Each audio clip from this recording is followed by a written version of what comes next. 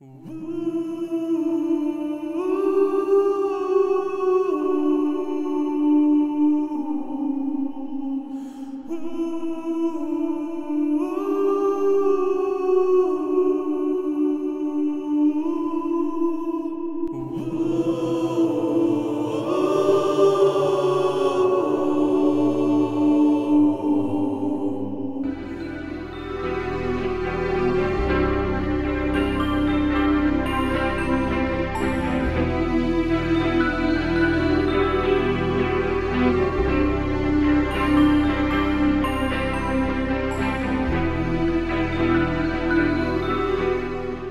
life, there are so many difficulties which people must strive to overcome.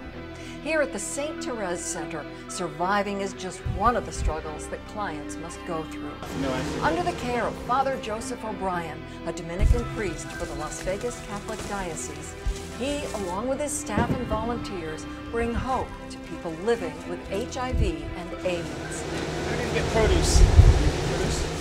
What I thought was a friend who was developing into a better, more relationship lied to me and gave me HIV. Back in 1996, I found out that I had HIV virus. I was married with 5 kids. When I found out about the virus, it pretty much devastated me. My first concern was my children. So I had all the children tested, and everybody came out okay. I was extremely angry. I was very shocked. It was like I basically figured my son and I and my husband we were given a death sentence. It was quite a shock. If we hadn't met Father Joe, I'm not really sure what would have happened. Not just the St. Therese Center as far as like food or anything like that, money, but just the support. Knowing the support of the churches there, we're both Catholic, our families are Catholic, and our families support us strongly. But you still need that outside support, especially coming from Father Joseph, was magnificent. I am picking orders for the clients that come in. When they come in, they fill out an order list. After I finish the order and take it up front, we're there say thank you, thank you, I appreciate it. You just see the smile on their face. That makes me smile also. Because that's what I'm here for. That's what I'm here for, to help the clients. Over the past 14 years, the St. Therese Center has been serving the Southern Nevada community. Literally thousands of clients have walked in and out of her doors. Named after Saint Therese of Lisieux, who was born in France in the 1800s. She was cured of a horrible sickness by the Virgin Mary. When Therese began to pray to her with her family, she saw Mary smile down upon her and was instantly cured. A few years later, she became a Carmelite nun who devoted her life to God. She never performed any great deeds, but is known for her love of flowers. She would spend countless hours scattering them wherever she was. Each one was a sacrifice, which is how she became known as the Little Flower. It is through her interceding in heaven that so many miracles have been bestowed upon this great ministry. I always joke about the idea there's been times when someone's come in and they've needed a mattress. And I've said, we never have mattresses. And all of a sudden, come the back door, here comes a person carrying a mattress, and it's like, wow. But that's sort of the way things happen at the St. Therese Center. Someone will say they have a need, and then all of a sudden someone will show up with it. You don't know what their daily lives are like, if somebody comes up and gives them a hug, I have clients that just say that makes their day for them. I can honestly say, yes, I'm a hemophilia with HIV, and which back then was really hard for me. Because where I guess the part of town I'm from, you don't mention things like that. People look at you like, what? That's just the way people are. Some people can deal with it and some people can't. Each client that the center serves has a unique story of survival. But no matter how one of God's people contracted the HIV virus, the St. Therese Center shows them love, hope, and charity, which are the three teachings from Jesus Christ needed for social justice. They're here for support. If you have a problem, you come in and see father or brother, you know, they're here for you. And there's no other agency left here like this. Yeah, this is the only one left, in my opinion, it's the only one left that does anything like this for us. Nobody really cares except St. Therese's. Every second Tuesday of the month, I put at least 12 boxes together for the Laughlin group. So that's what I'm doing right here right now, is pretty much putting a food box together.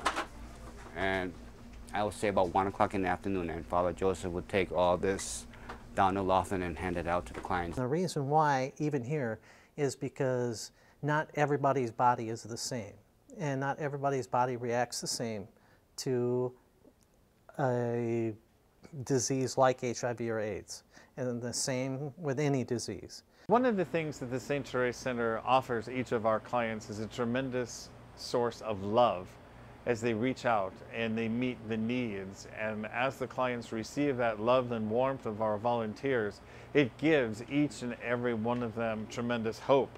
Hope to live, hope to live well. Many of our staff are HIV positive themselves, and they're role models for other HIV positive men and women.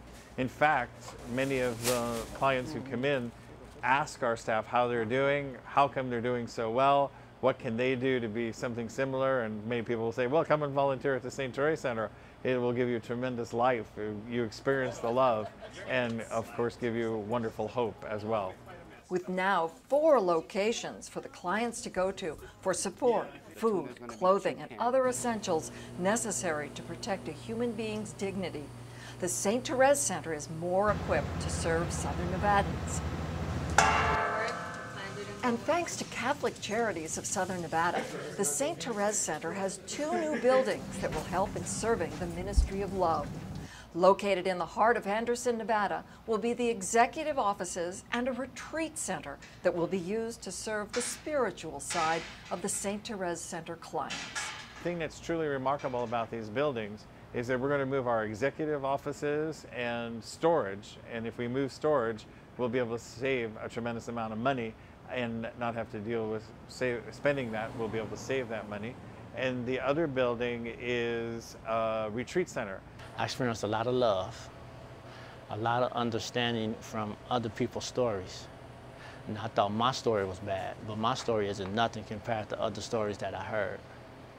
So, you know, I look at my life as like a cakewalk, because I cannot walk in some of the shoes that other people didn't walk through. Once a year, Father Joseph holds a retreat during the time of Advent, a preparation time for the birth of our Lord Jesus Christ. During the weekend retreat, clients are brought through a spiritual journey to either renew their relationship or begin one with Jesus. The need to help the clients emotionally is one of the most important parts of the ministry of the center. And that is something that Father Joe stresses at the beginning of the support group. Your name, how you're doing, not just how you're doing. How are your counts when you see your doctor? How often do you see your doctor? We can get together and say, well, I'm not getting sick on this med, and you are. With such an important ministry in the Southern Nevada region, Father Joseph leans on his staff and volunteers to help create an atmosphere for clients to feel safe and allow them to keep their dignity in life. One of the things that we do is we really try to take care of the dignity of each of the clients. And part of that dignity is allowing the clients to shop in the food pantry themselves. That way, as they shop in the pantry, they can take what they need. If I make a bag of groceries and give you the bag of groceries and half the things in the bag you don't want or you don't eat, it really defeats the purpose. In the underwear and sock program too, we have the sense of dignity in the fact that brand new underwear and socks makes you feel great. We may forego painting for a while, depending on unless the money comes in before long. It is Father Joseph's passion to serve those living with HIV and AIDS that keeps the center running so well. And even though he has some incredible volunteers who work hard for the St. Therese Center, Father Joseph doesn't mind getting dirty and helping out. I felt so scared, alone, embarrassed, ashamed. St. Therese, I tell a lot about how St. Therese really is still bringing me out of my shell, and I love to give back, and it's an amazing, amazing place. The warmth, all of the staff members, it's like family. I enjoy all the people and Father Joe, and you know, just the support. Father Joseph has been a very good support system. All the staff members here have always been helpful. It's like a family group. As we get this stuff, we're just taking it.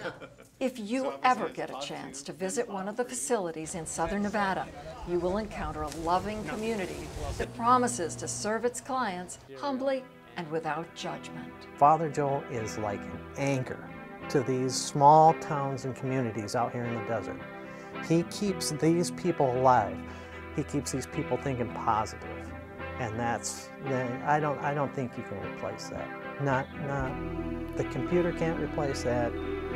Television, radio can't replace that when somebody personally can come up and talk about it. And that's what Father Joe is doing. The St. Teresa Center and Father Joseph and all the people that's here, they are so wonderful. They are so wonderful. And I just love them to death. I just love them to death. Yeah.